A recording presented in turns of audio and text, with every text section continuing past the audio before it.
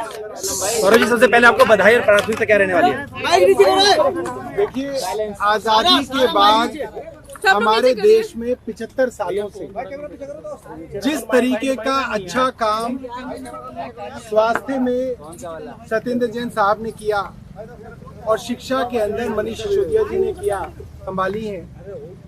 जैसे भगवान राम जब वनवास गए तो 14 साल तक उनके भाई भरत ने उनका कामकाज संभाला, तो मैं और आतिशी भी उसी तरीके से मनीष जी का और सत्येंद्र जैन साहब का काम संभालेंगे और ईश्वर से ये निवेदन करेंगे, प्रार्थना करेंगे कि वो जल्द से जल्द जेल से रिहा होके आएं और अपना काम वापस संभालें। What will be your priority, Saurabh? You've been given this crucial Ministry of Health, Urban Development, Water and In Hindi. Industries. 3 बड़े महकमे जो हैं अरविंद केजरीवाल जी के फ्लैगशिप महकमे बताए जाते हैं।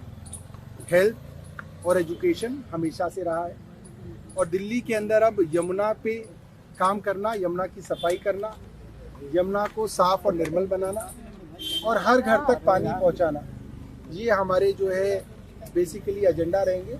और जो काम पिछले कुछ दिनों से थोड़ा स्लो हुआ है, क्योंकि जिस तरीके से केंद्र सरकार हमले कर रही है, दिल्ली वालों के काम को स्लो करने की कोशिश की गई है, उनको तेजी से करें। आपकी शिकायतें होती है कि एलजी काम नहीं करने देते हैं। फाइलें रुकी पड़ी हैं कई सारी, वो कैसे क्लियर? अब एलजी साहब से तो हम लोग निवेदन ही कर सकते हैं कि एलजी साहब हमें और दिल्ली वालों को काम करने दें, काम बेहतर हो जाए। अब आगे जैसा होगा वो आपके सामने आएगा। What will be the biggest challenge, Saurabh, given the time that you are joining as a minister, with the kind of credibility crisis that your government may have in the eyes of some people? What is the biggest challenge that you have? देखिए, केंद्र सरकार हर कोशिश करेगी काम को रोका जाए और पिछली बार दिल्ली वालों ने हमको मौका इसलिए दोबारा दिया क्योंकि वो लोग रोकते रहे और हम काम करते रहे। और जब जब कोई सरकार रोकने की कोशिश करती है तो लोगों को भी ये बात समझ में आती है और इन विपरीत परिस्थितियों के बावजूद अगर हम अच्छा काम करते हैं तो लोगों का आशीर्वाद हमें मिलेगा। मुख्यमंत्री अरविंद केजरीवाल आप ये पदभार संभाल रहे हैं, पहले ट्रांसपोर्ट ये गया एएनआई का निकल गया, एक सेकंड सीरियसली आगे बढ़ाने के लिए जो आपने जिस तरीके से कहा, हेल्थ जो है वो एक बहुत बड़ा मौका है। सर थोड़ा सा आगे आ जाइए। आम आदमी पार्टी को साबित करना होता है।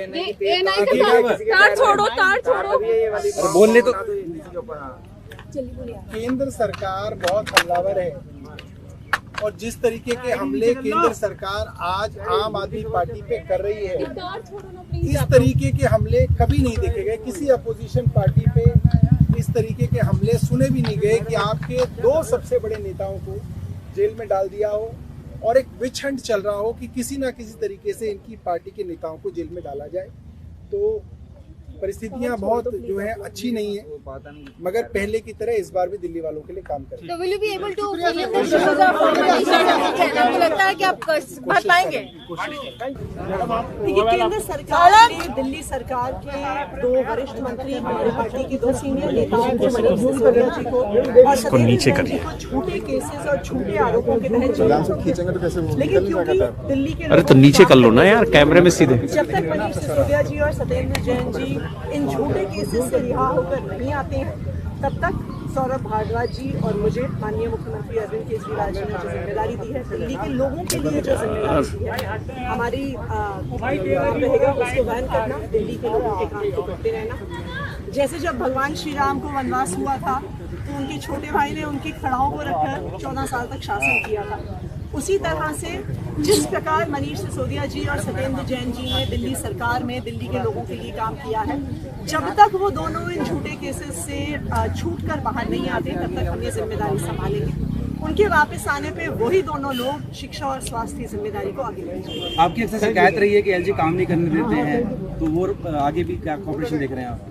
देखिए, हमारी तो शुरू से कोशिश रही है कि दिल्ली के जनता के कोई भी काम नहीं रुकने चाहिए। बिजली, पानी, स्कूल, अस्पताल, ये अरविंद केजरीवाल जी की सरकार की प्राथमिकताएं रही हैं और इन प्राथमिकताओं को हम लोग भी आगे लेकर जाएंगे। Thank you.